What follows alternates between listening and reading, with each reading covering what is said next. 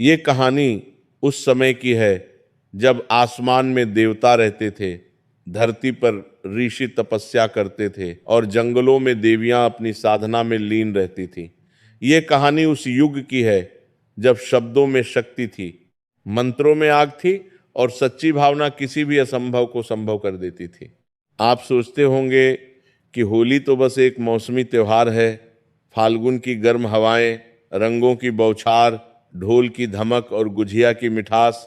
लेकिन अगर मैं आपसे कहूं कि इस एक त्योहार के पीछे तीन अलग अलग युगों की, तीन अलग अलग कहानियों की गूंज छुपी हुई है, तो अगर मैं आपसे कहूं कि जब हम होली की आग जलाते हैं तो उसमें सिर्फ लकड़ियां नहीं जलती, बल्कि एक ऐसे वीर की आहुति की याद जलती है जिसने अपने प्राण देकर इस संसार को प्रेम का उपहार दिया था। और जब हम एक दूसरे पर रंग उड़ाते हैं तो वो सिर्फ मस्ती नहीं होती, बल्कि उस दिव्य प्रेम का उत्सव होता है जो द्वापर युग में यमुना के किनारे पहली बार जन्मा था। आज मैं आपको ले जाना चाहता हूं उस अनंत यात्रा पर जो सत्ययुग से शुरू होकर द्वापर तक जाती है। ये सिर्फ होली की कहानी नहीं है, ये उस शाश्वत सत्य की कहानी है कि इस सृष्टि में सबसे बड़ी ताकत न तलवार है, न वरदान है, न सत्ता है, बल्कि सबसे बड़ी ताकत है प्रेम, निस्वार्थ, निर्मल और असीमित प्रेम। तो आइए समय की उस सुनहरी नदी में एक डुबकी लगाएं और खुद को इतिहास के उस मोड़ पर ले जाएं जहां से होली का असली सफर शुरू हुआ था। आज जो पहली कहानी मैं आपको सुनाने जा रहा हूं वो एक ऐसी कहानी है जो शायद आपने पहले कभी इस तरह से नहीं सुनी होगी। ये कहानी है प्रेम के देवता कामदेव की, जिन्होंने अपने प्राण देकर इस सृष्टि को बचाया था। और इसी कहानी से जुड़ा है होलिका दहन का वो पवित्र अग्निकुंड जो हर साल फाल्गुन पूर्णिमा की रात जलाया जाता है। तो चलिए सतयुग के उस भयावह दौर में चलते हैं जब स्वर्ग घाट पर एक काली छाया उतर आई थी। उस काल में कैलाश पर्वत पर भगवान शिव की घोर तपस्या जारी थी। कारण था बेहद दर्दनाक। उनकी पहली पत्नी, उनकी आत्मा की अर्धांगिनी देवी सती ने अपने पिता दक्ष के महायज्ञ में उनका अपमान सहन न करते हुए यज्ञ कुंड में अपनी आहुति दे दी थी। उस दिन के बाद से शिव ने संन्यास ले लिया था। उन्होंने अपनी आंखें बंद कर ली, अपनी भावनाएं बंद कर ली और अपना मन, अपनी इच्छाएं, सब कुछ एक पल में बंद कर लिया।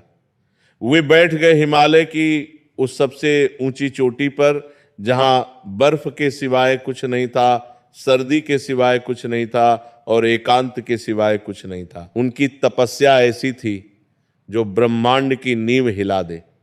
हजारों साल बीत गए, पर्वत की बर्फ पिघलती रही और जमती रही, नदियां बहती रहीं, ऋतुएं बदलती रहीं, लेकिन शिव नहीं हिले। उनके शरीर पर हिमालय की काई जम गई थी, उनकी जटाओं में पक्षियों ने घोंसले बना लिए थे, उनकी पलकों पर ओस की बूंदें जम जाती थीं, लेकिन वे थे कि जैसे पत्थर हो गए हों, ठंडे और शून्य में समाये हुए।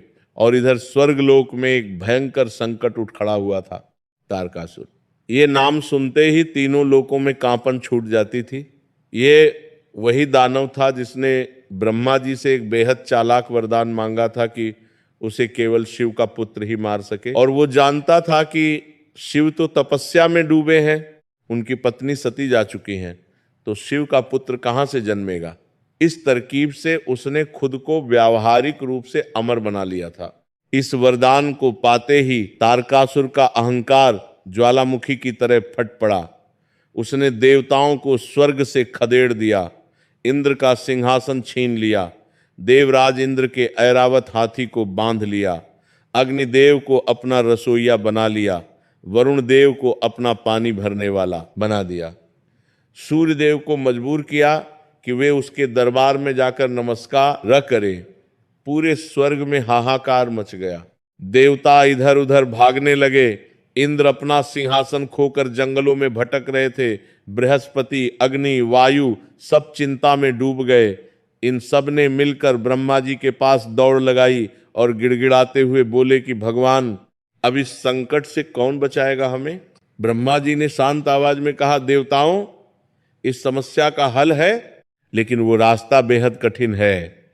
तारकासुर का वध केवल शिव का पुत्र कर सकता है और शिव के पुत्र के लिए शिव को पहले तपस्या से जगाना होगा, उनका विवाह होना होगा, और यह काम करने के लिए ऐसी कोई शक्ति चाहिए जो उनकी तपस्या तोड़ सके। यह काम है प्रेम का, और प्रेम के देवता कामदेव का। देवताओं में जब ये बात फैली तो सबके माथे पर चिंता की लकीरें गहरी हो गई, क्योंकि सब जानते थे जो भी शिव की तपस्या तोड़ने की कोशिश करेगा उसका परिणाम क्या होगा।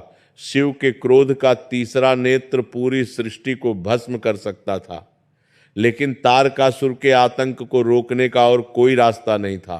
तब देवताओं की नजर पड़ी कामदेव पर, प्रेम के देवता।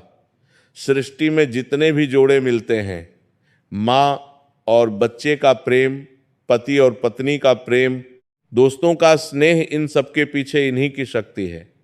कामदेव का धनुष गन्ने का बना हुआ था, जिसकी प्रत्यंचा थी मधुमक्खियों की माला। उनके 5 बाण थे, 5 फूलों से बने, 5 प्रेम की अलग अलग भावनाएं जगाने वाले। वे अपनी पत्नी रति के साथ एक सुनहरे आसन पर विराजमान थे। जब देवताओं ने कामदेव के पास आकर सारी बात बताई तो कामदेव के चेहरे पर एक पल के लिए भय की एक झलक आई और फिर चली गई। उन्होंने अपनी पत्नी रति की ओर देखा। रति की आंखें भर आईं। वो जानती थी कि इस मिशन में उनके पति की जान दांव पर है, लेकिन कामदेव ने मुस्कुराते हुए उनका हाथ थामा। कामदेव बोले, रति, प्रेम हमेशा बलिदान न मांगता है। जो प्रेम बलिदान नहीं कर सकता वो सच्चा प्रेम नहीं है। यदि मैं आज तीनों लोकों की रक्षा के लिए महादेव की तपस्या नहीं तोड़ूंगा तो तारकासुर की क्रूरता से यह सृष्टि नष्ट हो जाएगी, और अगर यह सृष्टि ही नष्ट हो गई तो फिर तुम भी कहाँ रहोगी। प्रेम के बिना तो यह सृष्टि अधूरी है, मैं जाऊंगा। रति ने उनके कंधे थामे, उनकी आंखों से आंसू बह चले। बोली, स्वामी, अगर जाना ही है तो मुझे भी अपने साथ ले चलिए। कामदेव ने उन्हें प्यार से देखा और बोले, ठीक है, तुम भी चलो, लेकिन वचन दो कि जो भी हो तुम अपना धैर्य नहीं खोओगी। इस तरह कामदेव और रत हिमालय की उस चोटी की ओर चल पड़े जहां महादेव की तपस्या चल रही थी। वो दृश्य कुछ ऐसा था जिसे देखकर देवताओं की भी सांसें रुक गई थीं। हिमालय की विशाल चोटी पर बर्फ से ढके एक विशाल शिलाखंड पर महादेव बैठे थे। उनका रूप इतना भयावह और इतना अलौकिक था कि देखकर ही रोंगटे खड़े हो जाएं। उनकी जटाओं में गंगा विराजमान थीं। उनके माथे पर चंद्रमा की एक कला चमक रही थी। उनके पूरे शरीर पर भस्म लगी थी। आंखें बंद थीं। सांसें इतनी शांत थीं जैसे वो सांस ले ही नहीं रहे हों। उनके इर्द गिर्द एक ऐसा आभामंडल था जो देखने में ठंडा लगता था, लेकिन उसके पास जाते ही ऐसी ऊर्जा महसूस होती थी जैसे 1000 सूरजों की गर्मी एक साथ आ गई हो। कामदेव ने वहां पहुंचकर पहले अपना धनुष उठाया। उन्होंने अपने गन्ने के धनुष पर पहला बाण चढ़ाया, हर श्रृंगार के फूलों से बना बाण। ये बाण मन में उत्साह जगाता था, लेकिन वो बाण महादेव को छूकर वापस आ गया। उनकी तपस्या इतनी गहरी थी कि उसमें एक हल्की सी लहर भी नहीं आई। कामदेव ने दूसरा बाण छोड़ा, अशोक के फूलों से बना। यह बाण हृदय में कोमलता जगाता था, पर वो भी वापस। कामदेव ने तीसरा बाण उठाया, आम के बौर से बना, जो मन में एक मीठी सी तड़प जगाता था। यह बाण शिव जी के पास तक जरूर पहुंचा, लेकिन उनकी बंद पलकें जरा सी कांपी और फिर स्थिर हो गईं। रति भी कामदेव के साथ थी। उन्होंने नृत्य करना शुरू किया। उनके घोंघरुओं की आवाज पर्वत की चट्टानों से टकराकर एक मीठे संगीत में बदल गई। हवाएं अचानक बदल गईं। बर्फ के उस मैदान में अचानक वसंत आ गया। पलाश के लाल फूल खिल गए। आम की डालियां झूम उठीं। कोयल ने गाना शुरू किया। पूरा वातावरण एक अजीब सी मादकता से भर गया। और तब कामदेव ने अपना चौथा बाण उठाया, चंपा के फूल से बना। उन्होंने इसे सबसे ज्यादा देखभाल से खींचा। इस बाण में उन्होंने अपनी पूरी शक्ति लगा दी। उनके हाथ कांप रहे थे, क्योंकि वे जानते थे यह उनका आखिरी दांव था। इस बाण के बाद या तो तपस्या टूटेगी, या फिर उन्होंने सांस रोककर वो बाण छोड़ दिया। बाण सनसनाता हुआ सीधे महादेव के हृदय पर जा लगा, और उसके बाद जो हुआ उसने पूरे ब्रह्मांड को हिला दिया। महादेव की तपस्या टूटी। उनकी पलकें उठीं, पहले धीरे धीरे, फिर पूरी तरह। उन्होंने आंखें खोलीं और उनके चारों तरफ के दृश्य को देखा, खिले हुए फूल, बसंत की बहार, रति का नृत्य। और फिर उनकी नजर पड़ी एक आम के पेड़ के पीछे छिपे कामदेव पर। उस पल महादेव के चेहरे पर जो भाव आए वो किसी भी लेखक की कलम से नहीं उतर सकते। यह एक महाक्रोध था, हजारों साल की तपस्या का भंग होना, सती की याद। और अब किसी ने जानबूझकर यह किया। इस विचार मात्र से उनके भीतर का ज्वालामुखी फट पड़ा। महादेव की तीसरी आंख खुल गई। तीसरी आंख, वो आंख जिसका खुलना सृष्टि के लिए प्रलय का संकेत होता है। उस आंख से एक भयावह अग्नि की लपट निकली, इतनी गर्म, इतनी विशाल कि जैसे पूरा आसमान एक पल के लिए नारंगी हो गया। वो लपट सीधे कामदेव की तरफ दौड़ी। कामदेव को भागने का मौका भी नहीं मिला। एक पल में, बस एक ही पल में प्रेम के देवता, सृष्टि में प्रेम का बीज बोने वाले कामदेव महादेव के क्रोध की अग्नि में भस्म हो गए। एक शीतल चीख थी रति की जो उस पूरे हिमालय में गूंज गई। उन्होंने दौड़कर देखा, वहां जहां एक पल पहले उनके पति खड़े थे वहां अब बस राख का एक ढेर था, गर्म राख का एक ढेर, जिसमें से उनके पति की गंध आ रही थी, मीठी, प्रेम भरी, लेकिन अब बुझी हुई। रति वहीं धम से घुटनों पर गिर पड़ी। उनके आंसू उस राख पर गिरे और राख गीली हो गई। उन्होंने अपने दोनों हाथों से उस राख को ऊपर उठाया और अपनी छाती से लगा लिया। रति की चीख सुनकर सारे देवता दौड़े आए। ब्रह्मा जी आए, विष्णु जी आए, इंद्र आए, लेकिन कोई कुछ नहीं कर सका। सब खड़े थे आंखें झुकाए हुए। और महादेव वो फिर से बंदा से बैठ गए थे। रति तड़पती रही, रोती रही, गाती रही अपने पति के लिए विरह गीत। उनका वो विलाप इतना करुण था कि आज भी होली के लोक गीतों में उसकी गूंज सुनी जाती है। हिंदुस्तान के कई हिस्सों में होली पर रति विलाप के गीत गाए जाते हैं जो इसी दर्दनाक पल की याद में हैं। घड़ियां बीतती रहीं, रात हुई, सुबह हुई, और जब सूरज निकला तो महादेव की आंखें खुली। इस बार उनके चेहरे पर क्रोध नहीं था, इस बार उनके चेहरे पर एक अलग ही भाव था, एहसास का, समझ का। वो जान चुके थे कि कामदेव ने यह सब किसी स्वार्थ से नहीं किया था। देवताओं ने उन्हें बताया कि तारकासुर का संकट क्या है और कामदेव को क्यों यह जोखिम उठाना पड़ा। महादेव की आंखों में पहली बार वर्षों के बाद नमी आई। उन्होंने रति की ओर देखा। रति अभी भी वहीं बैठी थी, उस राख के ढेर के पास। उनके बाल बिखरे थे, चेहरा आंसुओं से भीगा था। महादेव उठकर रति के पास आए। उनकी आवाज ऐसे धीमी थी जैसे बरसात के बाद का आसमान शांत हो जाता है। शिव बोले, रति, तुम्हारे पति ने जो किया वो निस्वार्थ था। उन्होंने अपने प्राण देकर तीनों लोकों की रक्षा की। ऐसे बलिदान को मैं व्यर्थ नहीं जाने दूंगा। ये कहकर महादेव ने अपनी आंखें बंद की।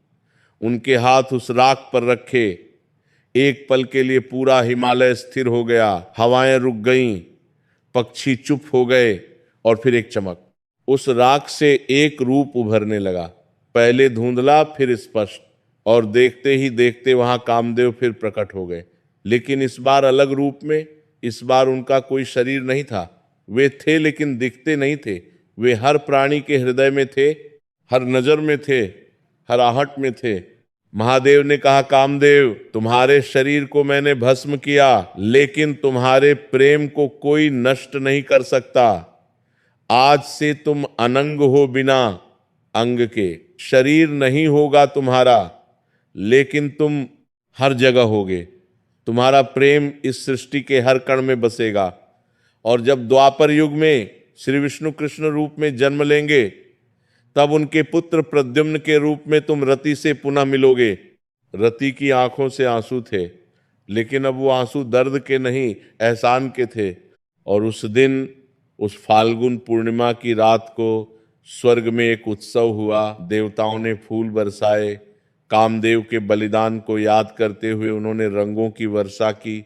वो पहली होली थी जब कामदेव की चिता की आग में वासना और अहंकार जले और उस आग से शुद्ध होकर बाहर निकला प्रेम, निर्मल, अशरीरी, अनंत प्रेम। इसीलिए कहा जाता है कि होलिका दहन सिर्फ होलिका की कहानी नहीं है, उस पवित्र अग्नि में कामदेव के बलिदान की भी स्मृति है। जब आप होलिका दहन के आसपास खड़े होते हैं और उस आग की गर्माहट महसूस करते हैं, तो उस गर्माहट में कामदेव का वो निस्वार्थ बलिदान भी है जिसने इस सृष्टि को बचाया था। होलिका दहन की आग में जो राख बनती है उसे अगले दिन लोग अपने माथे पर लगाते हैं।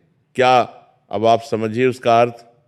वो राख कामदेव की उस पवित्र देह की याद है जिसने प्रेम को अमर बनाने के लिए खुद को जलाया था। अगर ये कहानी आपके मन को छू गई हो तो नीचे कमेंट में लिखें जय महादेव और जय कामदेव, क्योंकि ये दोनों के बीच की वो कहानी है जो हमें सिखाती है कि प्रेम हमेशा अजेय होता है, चाहे उसे भस्म ही क्यों न कर दिया जाए। दूसरा अध्याय, वो राक्षसी जो बच्चों की हंसी से डरती थी। पहली कहानी हमने सुनी सतयुग की, जब कामदेव ने अपने प्राण देकर प्रेम को बचाया। अब मैं आपको ले चलता हूं एक और युग में, एक और भयानक घटना की ओर। यह कहानी है भविष्य पुराण में वर्णित एक ऐसी राक्षसी की जिसके बारे में बहुत कम लोग जानते हैं। लेकिन इसी राक्षसी की कहानी होली के उस शोरगुल, ढोल की धमक और बच्चों की हुड़दंग का असल कारण है। राक्षसी का नाम था ढूंढी। ये नाम सुनकर अजीब लगता है, ढूंढी, लेकिन उस जमाने में इस नाम से माताएं अपने बच्चों को डराती थीं। नहीं सोओगे तो ढूंढी आ जाएगी। ये डर उस राज्य के हर घर में था। उस काल में हिमालय की तराई में एक विशाल और समृद्ध राज्य था जिसके राजा थे महाराज रघु। महाराज रघु न्यायप्रिय, वीर और प्रजापालक राजा थे। उनके राज्य में दूध और घी की नदियां बहती थीं, किसान खुश थे, व्यापारी संपन्न थे और बच्चे निर्भय होकर गलियों में खेलते थे। कम से कम तब तक जब तक ढूंढी नहीं आई थी। ढूंढी की कहानी बेहद पुरानी थी। वो एक ऐसी राक्षसी थी जो अपने रूप में तो भयानक थी ही, लेकिन उससे भी भयानक था उसका स्वभाव। उसे बच्चों से नफरत थी। छोटे छोटे मासूम बच्चे जो अभी ठीक से बोलना भी नहीं सीखे थे, उन्हें देखते ही ढूंढी की आंखें जलने लगती थीं। कहा जाता था कि वो रात के अंधेरे में घरों के पास मंडराती थी और जब कोई बच्चा अकेला होता था तो उसे उठाकर ले जाती थी। लेकिन ढूंढी इतनी दुस्साहसी क्यों थी? क्योंकि उसने तपस्या करके वरदान मांगा था। जी हाँ, ढूंढी ने भी भगवान शिव की तपस्या की थी और शिव ने प्रसन्न होकर उसे वरदान दिया था, न देवता, न मनुष्य, न कोई अस्त्र शस्त्र उसे मार सके, न सर्दी उसे हानि पहुंचाए, न गर्मी उसे तकलीफ दे, न बारिश उसे नुकसान करे। यह वरदान पाकर ढूंढी का अत्याचार दिन दूनी रात चौगुनी गति से बढ़ने लगा। उसे रोकने वाला कोई नहीं था। देवता हिचकिचाते थे, योद्धा डरते थे और प्रजा बेबस थी। महाराज रघु की रातों की नींद उड़ गई थी। उनके दरबार में हर रोज कोई न कोई माता पिता रोते हुए आते थे और बताते थे कि रात को उनका बच्चा गायब हो गया। राजा की आंखों में पानी आ जाता था, लेकिन वो कर क्या सकते थे? उनके सबसे पराक्रमी योद्धा भी ढूंढी का कुछ नहीं बिगाड़ पाए थे। एक दिन राजा रघु ने अपने राज दरबार में सभी विद्वानों, ब्राह्मणों और ऋषियों को बुलाया। उन्होंने कहा, हे पंडितगण, ये ढूंढी राक्षसी हमारे राज्य को खोखला कर रही है। हमारे बच्चे असुरक्षित हैं। मैं राजा हूं और मेरी सबसे पहली जिम्मेदारी अपनी प्रजा की रक्षा करना है, लेकिन मैं असमर्थ हूं। आप लोग मुझे मार्ग दिखाएं। राज पुरोहित, एक वृद्ध, बुद्धिमान और शांत व्यक्तित्व वाले ऋषि ने कुछ देर के लिए आंखें बंद की। उनके होंठ धीरे धीरे हिले जैसे वे किसी से मन ही मन बात कर रहे हों। फिर उन्होंने आंखें खोली और एक मंद मुस्कान उनके चेहरे पर आई। राजपुरोहित बोले, महाराज घबराइए नहीं। भगवान शिव ने जब ढूंढी को वरदान दिया था तब उन्होंने एक शर्त भी रखी थी जो ढूंढी ने सुनी नहीं थी या सुनकर नजरअंदाज कर दी थी। सभा में खामोशी छा गई, हर कान खड़ा हो गया। राजपुरोहित ने धीरे धीरे बताया, शिव जी का शाप था कि ढूंढी खेलते हुए बच्चों की शरारतों से, उनके शोरगुल से, उनकी हंसी और उनके अट्टहास से कमजोर हो जाएगी। बच्चों का निर्दोष और निर्भय हुड़दंग उसकी शक्ति को नष्ट कर सकता है। राजा रघु चौंके, बोले, तो क्या बच्चों का शोर ही इस राक्षसी को मार सकता है? राजपुरोहित बोले, केवल मार नहीं सकता महाराज, बल्कि वो एकमात्र रास्ता है जिससे ढूंढी को हमेशा के लिए खदेड़ा जा सकता है, और इस काम के लिए हमें सबसे पहले सही समय का इंतजार करना होगा। राजपुरोहित ने बताया, शिव जी ने कहा था कि यह काम उस दिन होगा जब न सर्दी हो, न गर्मी हो, न बारिश हो। और वो दिन है फाल्गुन मास की पूर्णिमा का दिन। ये सुनकर महाराज रघु की आंखें चमक उठीं। फाल्गुन पूर्णिमा वो दिन जब ऋतुओं का संगम होता है। ना जाड़ा, ना गर्मी, ना पानी, ना कोई मौसम जो ढूंढी को बचाए। राजा ने तुरंत पूरे राज्य में घोषणा करवाई। फाल्गुन पूर्णिमा की वो रात आई, राज्य भर में लकड़ियों का एक विशाल अलाव जलाया गया और फिर राजा की आज्ञा से वो बच्चे जिन्हें ढूंढी रात में डराती थी, जिनके माता पिता उन्हें घरों में बंद रखते थे, वो सब उस अलाव के आसपास इकट्ठा हुए। अब जो हुआ वो अद्भुत था। उन बच्चों ने अपने ढोल निकाले, नगाड़े उठाए, मटके खटखटाए, कुछ ने कच्ची मिट्टी उठाई, कुछ ने धूल उठाई, कुछ ने लकड़ियां उठाई, और वो पूरी टोली मिलकर जोर जोर से चिल्लाने लगी, हंसने लगी, नाचने लगी, ढोल बजाने लगी, मटके फोड़ने लगी, एक दूसरे पर धूल और रंग उड़ाने लगी। शोर इतना था कि पूरा वातावरण गूंज उठा। उस निर्दोष हंसी में, उस मासूम शोर में एक ऐसी शक्ति थी जिसे ढूंढी झेल नहीं सकती थी। जब ढूंढी उस रात अपने शिकार की तलाश में निकली और उसने दूर से उस अलाव की रोशनी देखी और बच्चों का शोर सुना तो उसके पांव लड़खड़ाने लगे। वो एक कदम आगे बढ़ाती और फिर पीछे हट जाती। उस शोर में एक अजीब सी जलन थी जो उसके कानों में घुस रही थी और उसकी शक्ति को खाए जा रही थी। लेकिन जब उसने बच्चों को इतनी बड़ी संख्या में देखा तो उसके मन में लालच ने अक्ल को मात दे दी। वो आगे बढ़ी और तब बच्चों ने उसे देखते ही और तेज शोर मचाना शुरू कर दिया। ढोल और भी जोर से बजने लगे, बच्चे उसके आसपास नाचने लगे, उस पर धूल उड़ाने लगे, चिल्लाने लगे, हंसने लगे, एक कदम भी नहीं डरे। ढूंढी चक्कर आने लगी, उसकी आंखें अंधी होने लगीं, उसके कान बहरे होने लगे। वो शक्ति जो उसे वरदान में मिली थी वो उस निर्दोष बचपन की शरारतों के सामने टुकड़े टुकड़े होती जा रही थी। उसने भागने की कोशिश की, बच्चे पीछे दौड़े, वो जिस ओर मुड़ती बच्चे उधर हो जाते, वो चिल्लाती बच्चे और जोर से हंसते, और आखिरकार वो हुआ जो उस अभिमानी अजय समझी जाने वाली राक्षसी के साथ कभी नहीं हुआ था। ढूंढी जो देवताओं से नहीं डरी थी, जो अस्त्र शस्त्र से नहीं मरी थी, वो खेलते हुए बच्चों के शोर से थर थर कांपती हुई उस राज्य से बाहर भाग गई और फिर वो कभी वापस नहीं आई। उस रात राज्य भर में जश्न मनाया गया। माता पिता ने अपने बच्चों को गले लगाया। आंखों में आंसू थे लेकिन चेहरों पर मुस्कान थी। राजा रघु ने घोषणा की यह दिन अब हर साल मनाया जाएगा। इस दिन बच्चों का शोर, उनकी हंसी और उनका उत्सव होगा। हर साल इस दिन लकड़ियों का अलाव जलाकर बुराई को भगाया जाएगा। और वो परंपरा चलती रही वर्षों से, सदियों से, युगों से। आज भी जब होलिका दहन के बाद अगले दिन बच्चे ढोल बजाते हैं, जोर जोर से शोर करते हैं, एक दूसरे पर रंग उड़ाते हैं, वो असल में ढूंढी राक्षसी को खदेड़ने की वो परंपरा है जो हजारों साल पहले राजा रघु के राज्य में शुरू हुई थी। सोचिए, होली का वो हुड़दंग, वो ढोल की धमक, वो शोर जो कभी कभी हमें थका देता है, वो दरअसल उस पुरानी विजय की गूंज है। बच्चों की निर्दोष हंसी ने एक राक्षसी को हरा दिया था और यह जीत आज भी हर साल मनाई जाती है। तीसरा अध्याय बरसाने की वो होली जो स्वर्ग में भी नहीं हुई। अब तक हमने सुना कामदेव का बलिदान और ढूंढी की हार। दोनों कहानियां सतयुग और त्रेता के करीब की थीं। अब मैं आपको ले चलता हूं द्वापर युग के उस जादुई समय में जब भगवान विष्णु ने स्वयं श्री कृष्ण के रूप में इस धरती पर अवतार लिया था। यह ब्रज का इलाका है। यमुना नदी के दोनों किनारों पर बसे छोटे छोटे गांव, गोकुल, वृंदावन, मथुरा, बरसाना, नंदगांव, इस पूरे इलाके में एक अलग ही जीवन था। यहाँ गायें थी, मक्खन था, माखन था, दही था और उन सबसे ऊपर था प्रेम।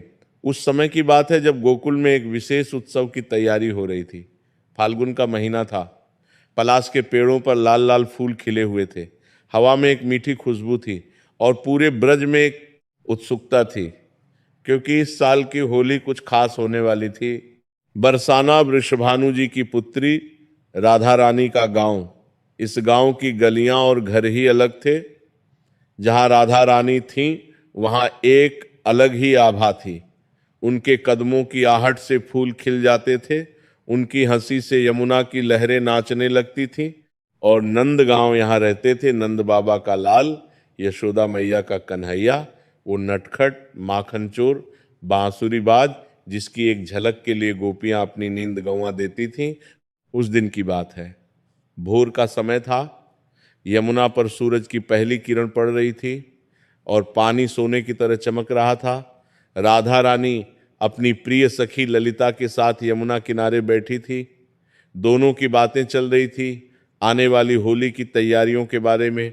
ललिता ने कहा, राधे, इस साल होली पर गोकुल वालों को एक अच्छा सबक सिखाना है। पिछले साल उन्होंने हम पर इतना रंग डाला था कि मेरी साड़ी का रंग महीनों नहीं गया था। राधा रानी मुस्कुराई, उनकी मुस्कान में एक रहस्य था।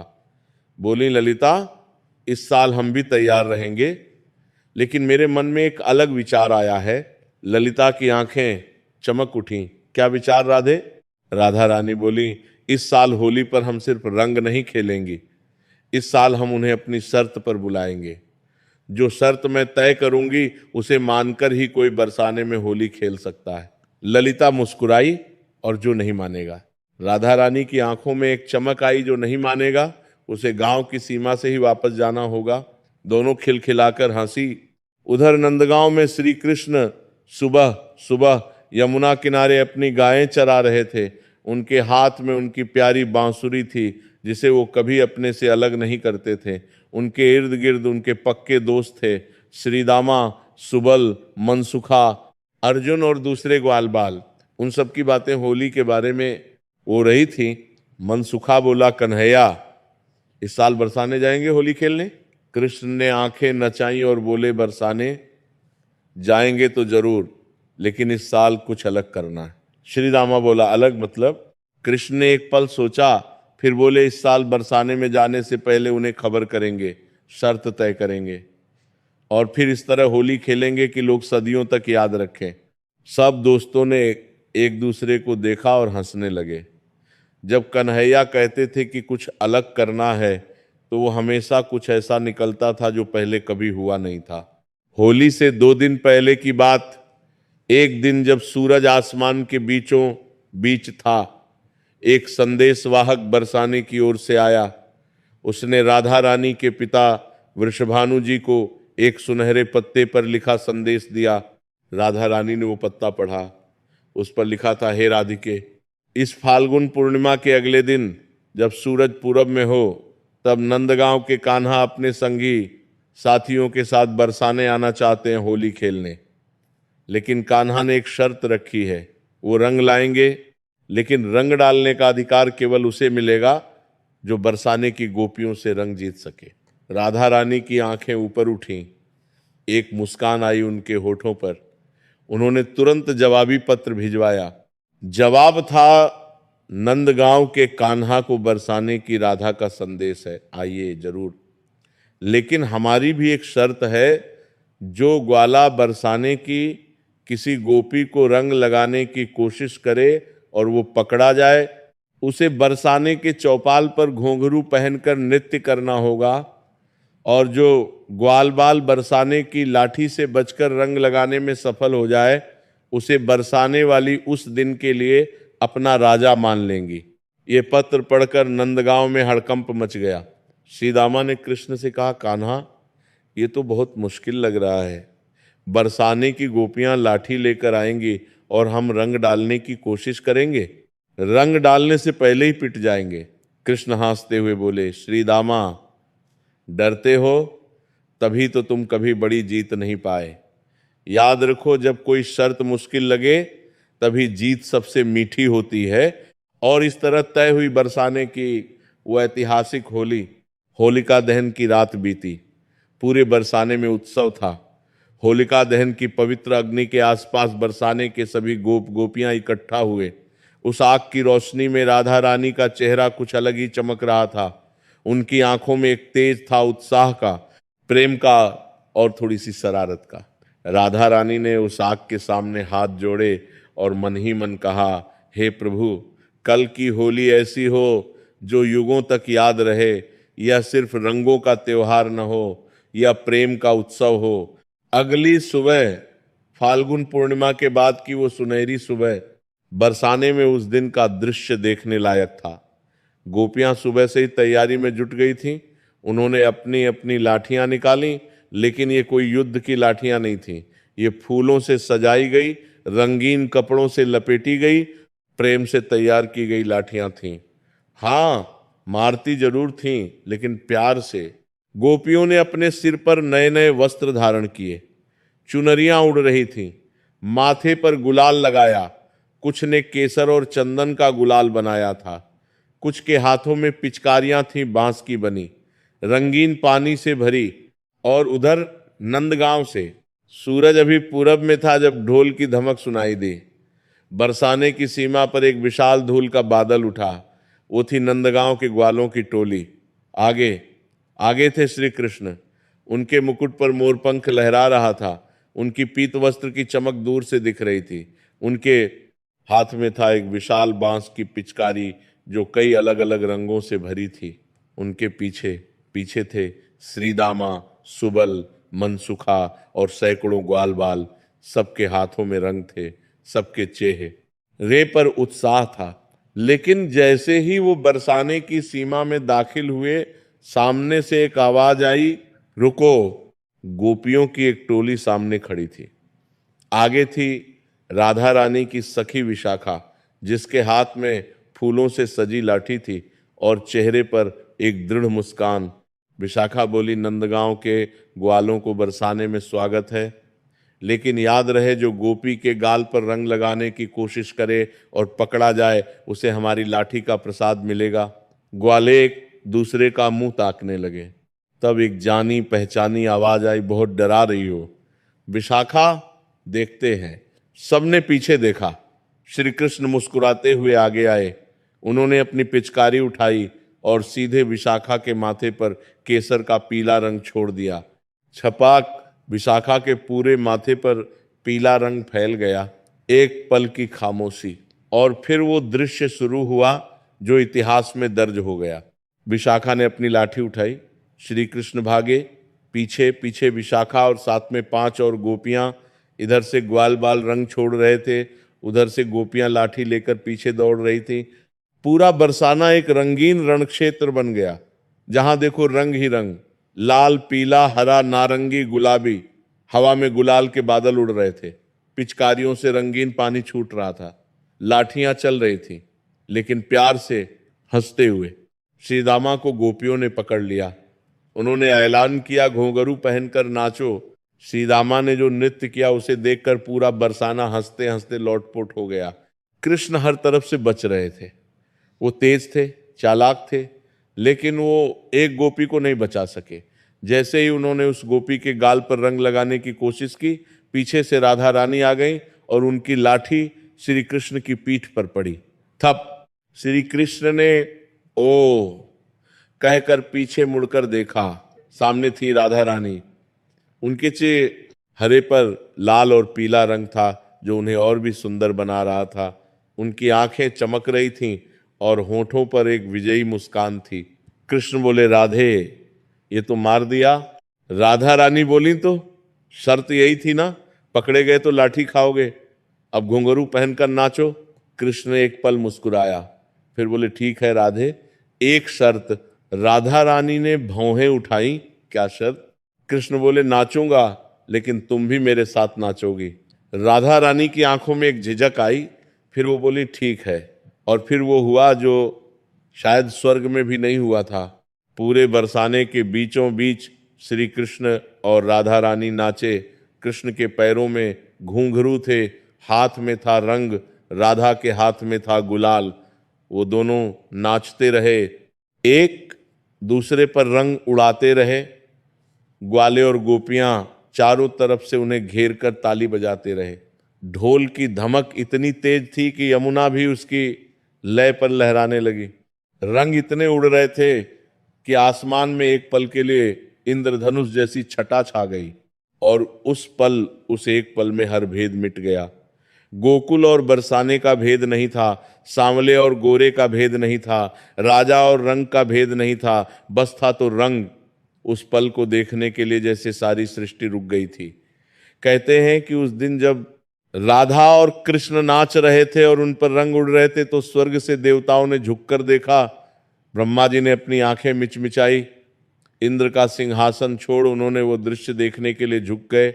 नारद जी का वीणा का तार टूट गया, क्योंकि वो इस दृश्य में इतने खो गए कि बजाना भूल गए। राधा रानी नाचते नाचते एक पल के लिए थमी। उन्होंने देखा कि कृष्ण का पूरा शरीर अब रंगों से भरा था। पीला, लाल, हरा, गुलाबी, वो सांवला रंग जो पहले अलग दिखता था अब उन रंगों में घुलकर कुछ ऐसा बन गया था जिसे शब्दों में बयान नहीं किया जा सकता। राधा रानी को उस पल एक एहसास हुआ। उन्होंने एक मुट्ठी गुलाबी गुलाल उठाया और धीरे धीरे कृष्ण के माथे पर लगाया। उनकी उंगलियां कृष्ण के माथे को छूते हुए थरथराईं। ये रंग लगाना अब महज शरारत नहीं रहा था, ये कुछ और था, कुछ गहरा, कुछ पवित्र। कृष्ण ने आंखें बंद कर ली। उन्होंने अपने हाथों में केसर का पीला रंग लिया और बड़े ही कोमल हाथों से राधा के गाल पर लगाया। उनकी उंगलियां राधा के गाल पर रुकी रहीं एक पल। चारों तरफ जो शोर था वो जैसे एक पल के लिए थम गया। गोपियां और ग्वाले सब चुप हो गए। कोई नहीं बोला, कोई हंसा नहीं, बस सब देखते रहे। वो दो जीव जो शरीर में अलग थे रंग में एक हो गए। तब राधा रानी बोली धीरे से, इतने धीरे कि सिर्फ कृष्ण सुन पाए, कान्हा जब तुमने मेरे गाल पर रंग लगाया है तो इसका मतलब है कि अब मेरी देखभाल की जिम्मेदारी तुम्हारी है। यहां रंग लगाना सिर्फ खेल नहीं है, ये वादा है। कृष्ण की आंखों में एक चमक आई।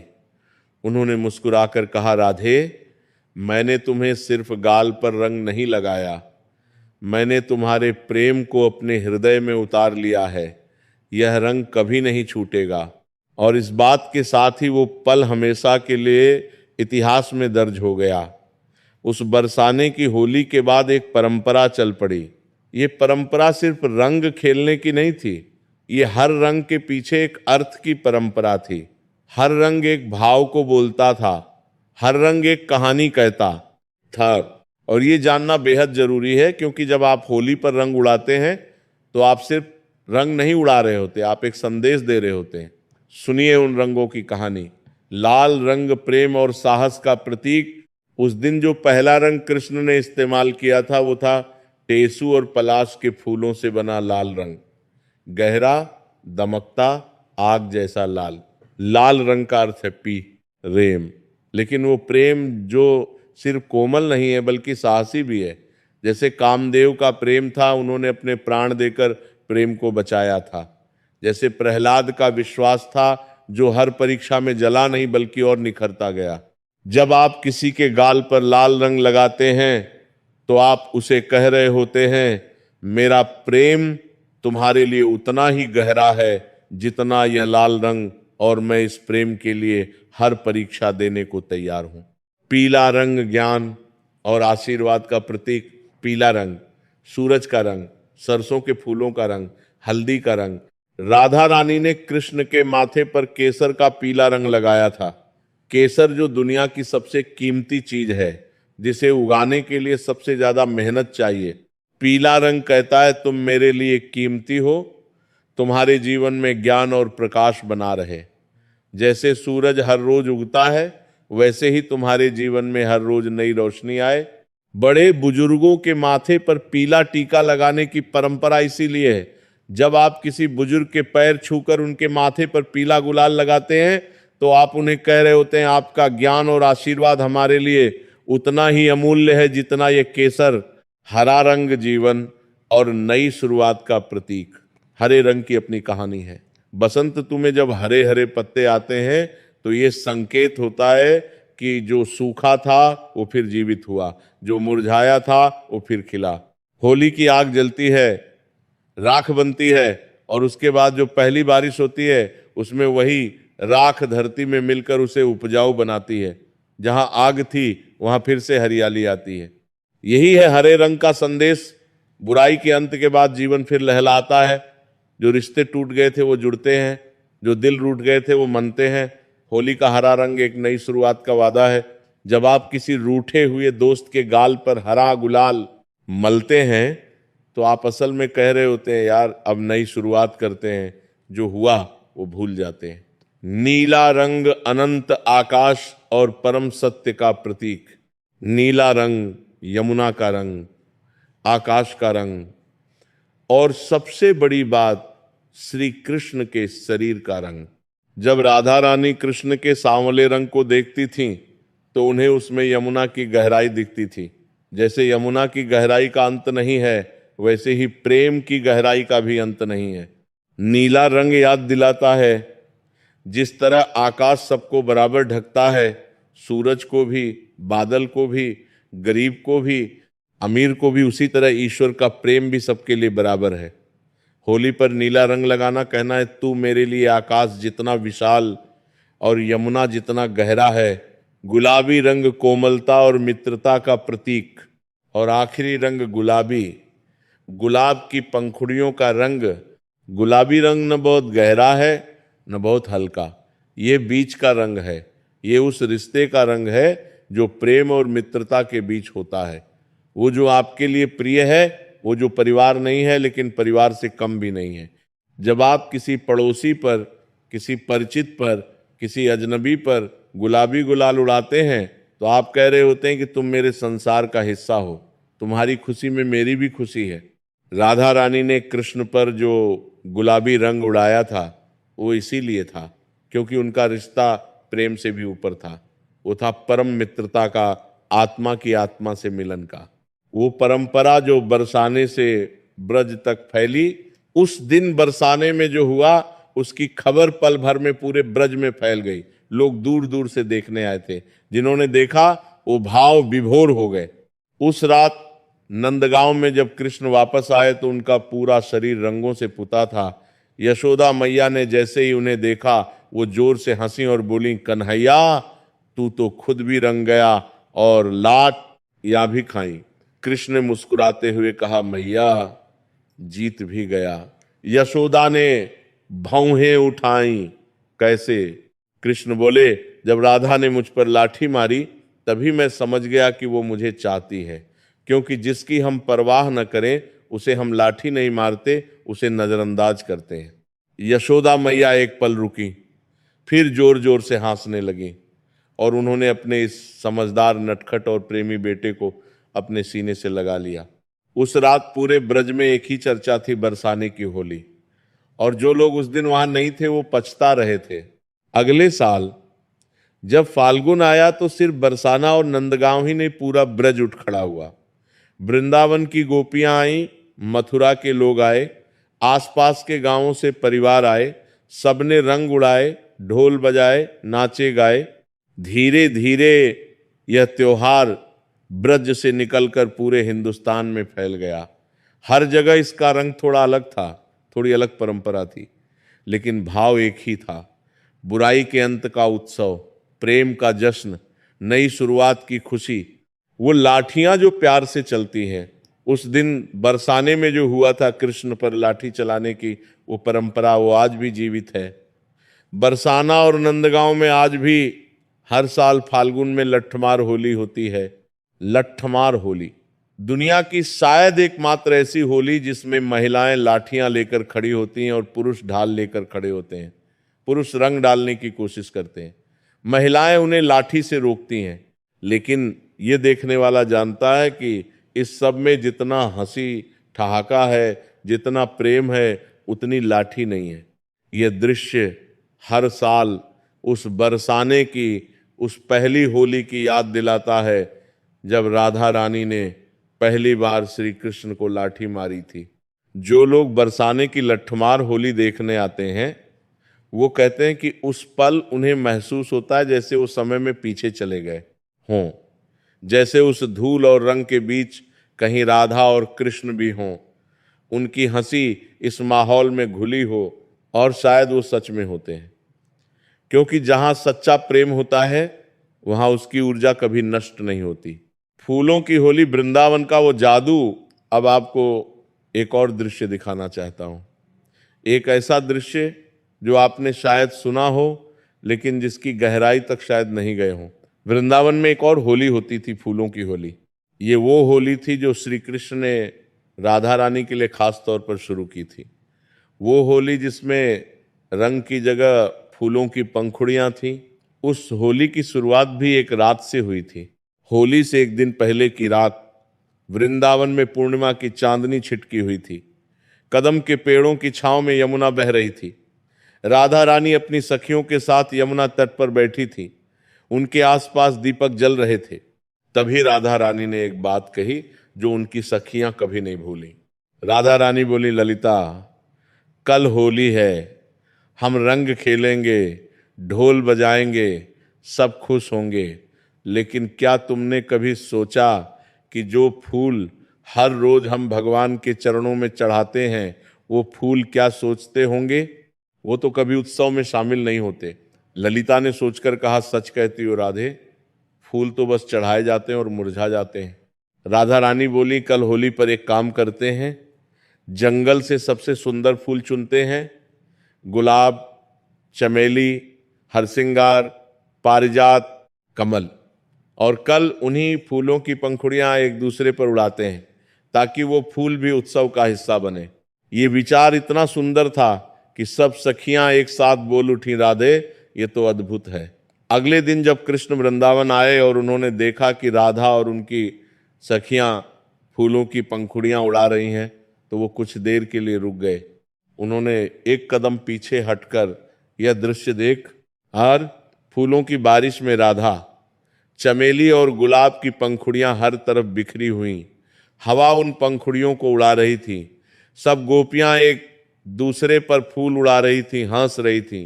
उस पल कृष्ण के मन में क्या आया ये शब्दों में नहीं आता। उन्होंने बस अपनी बांसुरी उठाई और एक धुन छेड़ दी। उस धुन को सुनकर सब थम गए। राधा ने मुड़कर देखा, कृष्ण वहां खड़े थे, हाथ में बांसुरी, चेहरे पर वो मुस्कान जो सिर्फ राधा के लिए थी। उनके हाथ में सफेद और पीले गुलाब की पंखुड़ियां थीं जो उन्होंने रास्ते में ही चुन ली थी। उन्होंने वो पंखुड़ियां राधा की ओर उड़ाई। राधा की साड़ी पे फूल बिखर गए।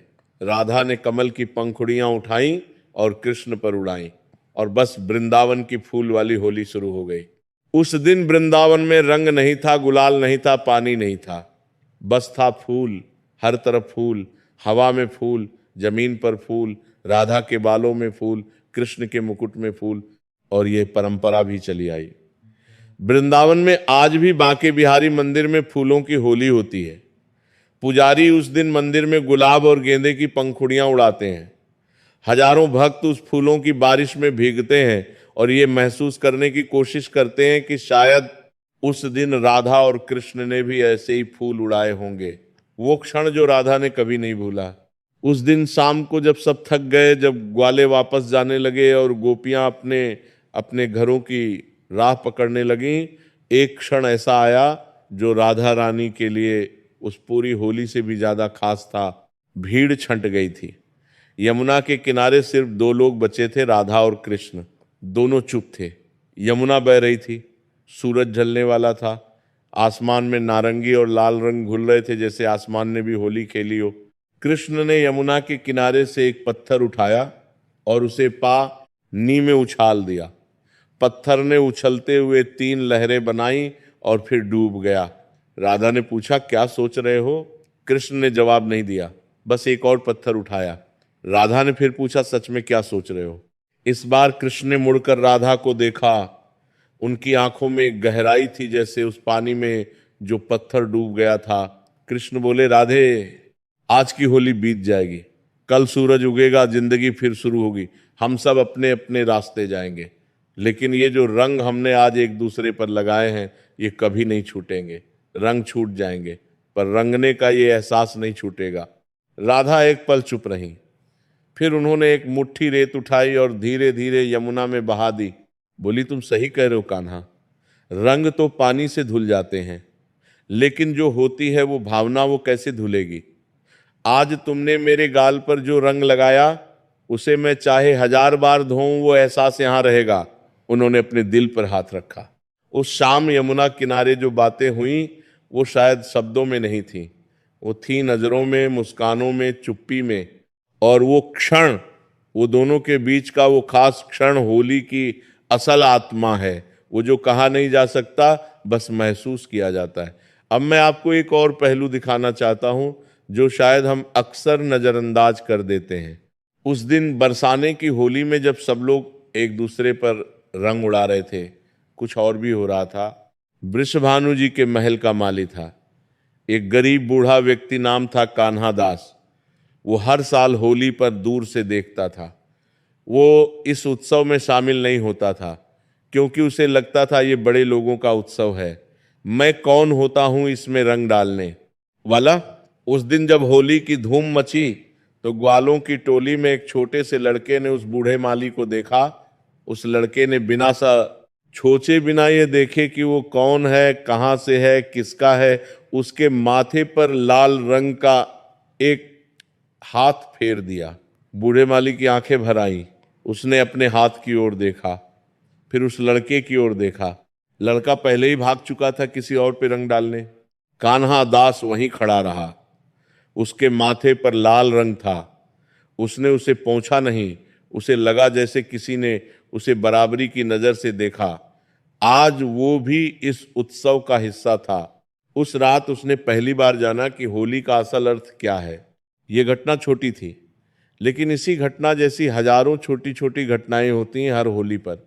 जब एक अमीर आदमी के बच्चे और एक गरीब आदमी के बच्चे एक ही रंग में रंग जाते हैं, जब एक बड़े अफसर को उसके चपरासी के हाथ से गुलाल लगता है, जब एक बुजुर्ग नाना अपने छोटे से पोते के हाथों रंगे जाते हैं, उस पल समाज का हर भेद मिट जाता है। यही वो जादू है जो होली में है, और यही जादू राधा और कृष्ण ने उस दिन बरसाने में पूरी दुनिया को दिया था। होली की वो रात जब आसमान ने भी रंग उड़ाया, उस दिन रात को वृंदावन में एक और अद्भुत दृश्य था। होलिका दहन की आग बुझ चुकी थी, राख ठंडी पड़ चुकी थी, चांद आसमान में पूरे निखार पर था। पूर्णिमा का चांद जो इतना बड़ा, इतना उजला था कि उसकी रोशनी में सुई भी दिखाई दे। उस रात राधा रानी अपनी खिड़की से बाहर देख रही थी। चांदनी यमुना पर पड़ रही थी। दूर से बांसुरी की एक मीठी धुन आ रही थी। राधा रानी की सखी विशाखा ने कहा, राधे, वो धुन सुनाई दे रही है, वो कान्हा है। राधा रानी ने कुछ नहीं कहा, बस एक मुस्कान आई। विशाखा ने फिर कहा, आज जब कान्हा ने तुम्हें रंग लगाया और तुमने उन्हें लाठी मारी, वो पल देखने वाले हर किसी के चेहरे पर मुस्कान आ गई। तुम दोनों को देखकर ऐसा लगा जैसे यह सृष्टि ही एक उत्सव है। राधा रानी ने कहा, विशाखा, कभी कभी मुझे लगता है कि ये सब सपना है। ये यमुना, ये चांद, ये बांसुरी, ये रंग, ये सब इतना सुंदर है कि यकीन नहीं होता। विशाखा बोली, ये सपना नहीं है राधे, ये उससे भी बड़ा कुछ है। ये वो क्षण है जो हमेशा रहेगा। जब तक ये सृष्टि है, जब तक यमुना बहती रहेगी, जब तक ये चांद चमकता रहेगा, ये पल जिंदा रहेगा। राधा रानी ने एक हाथ में चांदनी को थामने की कोशिश की। चांदनी उनकी उंगलियों से गुजर गई। बोली, हां, जो नहीं थामा जा सकता, जो नहीं पकड़ा जा सकता, वही शायद सबसे सच्चा होता है। और उसी रात उस यमुना तट पर, उस चांदनी में, होली की वो भावना हमेशा के लिए अमर हो गई। सूरज निकला, बरसाने और नंदगांव की गलियां रंगों से भरी थीं। जहां देखो लाल, पीला, हरा, नीला। दीवारों पर हाथों के निशान थे, रास्तों पर गुलाल बिखरा था, कुएं के पास रंग का पानी था। बच्चे अभी भी एक दूसरे को रंग लगा रहे थे। बुजुर्ग अपने बच्चों के हाथ से रंगे जा रहे थे और हंस रहे थे। माताएं गुजिया और मालपुआ बना रही थीं, पुरुष ढोल बजा रहे थे। यशोदा मैया ने जब कन्हैया को देखा तो वो रंगों से पूरी तरह सराबोर था। सर से पांव तक लाल, पीला, हरा। उनका पीतांबर अब किस रंग का है ये बताना मुश्किल था। यशोदा मैया हंसते हुए बोली, अरे लाला, तू रंगा भी है और खुश भी है, यही काफी है। जा, हाथ धो और खाने आ। कृष्ण दौड़ते हुए आए। उन्होंने यशोदा मैया के चरण छुए और उनके माथे पर एक रंगी उंगली से टीका लगा दिया। यशोदा मैया ने जोर से हंसते हुए कहा, अरे, मुझे भी रंग दिया। कृष्ण बोले, मैया, तुम बिना रंग के उत्सव से बाहर नहीं रह सकती, तुम्हारे बिना ये होली पूरी नहीं होती। यशोदा मैया की आंखें भर आईं इस बार खुशी के आंसुओं से। उन्होंने कन्हैया को अपने सीने से लगाया और उस पल में था माँ और बेटे का वो प्रेम जो किसी भी रंग से बड़ा है। जब कृष्ण ने राधा के लिए गीत गाया, उस दिन शाम को एक आखिरी घटना हुई जिसके बारे में ब्रज के लोकगीतों में आज भी जिक्र है। शाम का समय था, रंग खेलने का समय खत्म हो रहा था। कुछ थके हुए ग्वाले वापस जाने की तैयारी में थे। बरसाने की गोपियां अपने घरों में जा रही थीं। कृष्ण यमुना के एक पत्थर पर बैठे थे। हाथ में बांसुरी थी लेकिन वो बजा नहीं रहे थे, बस थामे हुए थे। राधा रानी वहां से गुजरने लगी। कृष्ण ने कहा, राधे रुको। राधा रुकी, घूमकर देखा। कृष्ण ने बांसुरी उठाई और एक धुन शुरू की। ये वो धुन नहीं थी जो उन्होंने पहले कभी बजाई हो, ये नई थी। इस धुन में था उस दिन की सारी यादें, सुबह की हंसी, दोपहर का शोर, लाठी, रंग, फूल और शाम की वो चुप्पी। राधा वहीं खड़ी रही, उन्होंने आंखें बंद कर ली। उस धुन को सुनकर यमुना की लहरें जैसे रुक गईं। पक्षी वापस लौट आए जो उड़ रहे थे। हवा थम गई। जब धुन खत्म हुई, राधा ने आंखें खोली। उनके गाल पर एक आंसू था। कृष्ण ने उठकर उस आंसू को अपनी उंगली से पोंछा। बोले, ये नहीं बहना चाहिए। राधा बोली, ये खुशी का है कान्हा, दुख का नहीं। और वो मुस्कुराई। उस एक पल में एक आंसू और एक मुस्कान दोनों एक साथ, यही है होली का सबसे सच्चा रंग। वो रंग जो न लाल है, न पीला, न हरा, बल्कि वो रंग जो तब आता है जब दिल भरा हो। होली और हमारा आज, अब तक हमने 3 कहानियां सुनी। पहली कामदेव की, जिन्होंने बलिदान दिया, जिन्होंने प्रेम को बचाने के लिए खुद को जलाया। दूसरी ढूंढी की, जिसे बच्चों की निर्दोष हंसी ने हरा दिया, जिसने सिखाया कि मासूमियत और निर्भयता सबसे बड़ी शक्ति है। तीसरी राधा और कृष्ण की, जिन्होंने सिखाया कि प्रेम में कोई भेद नहीं होता, रंग भेद नहीं होता, ऊंच नीच नहीं होती। लेकिन ये तीनों कहानियां मिलकर एक ही बात कहती हैं, और वो बात है, इस जिंदगी में सबसे कीमती चीज है वो पल जब हम किसी के करीब होते हैं, वो रिश्ते जो हम बनाते हैं, वो प्यार जो हम देते और पाते हैं। होली हमें साल में एक बार याद दिलाती है कि हम अपने आप को और एक दूसरे को माफ करें। जो गिले शिकवे हैं उन्हें उस होलिका दहन की आग में जला दें। जो दूरियां हैं उन्हें रंगों से भर दें। जो भेद हैं उन्हें गुलाल में मिला दें। यही है होली का असल संदेश। होली पर कुछ परंपराएं हैं जो आज भी उतनी ही जरूरी हैं जितनी पहले थीं, लेकिन आजकल की भागदौड़ में हम उन्हें भूलने लगे हैं। होलिका दहन से पहले घर के सभी सदस्य मिलकर उस आग के चारों तरफ परिक्रमा करते हैं। यह परिक्रमा सिर्फ एक रस्म नहीं है, यह एक वादा है कि इस आग में हम अपने सारे अहंकार, सारी नकारात्मकता और सारी कड़वाहट की आहुति दे रहे हैं। होलिका दहन की राख, अगले दिन उस राख को थोड़ा माथे पर लगाते हैं। ये बताता है कि जो जला वो गया, अब हम शुद्ध होकर नया शुरू करते हैं। पहले बड़ों को रंग खेलने की शुरुआत घर के बड़ों के पैर छूकर उन्हें गुलाल लगाने से होती थी।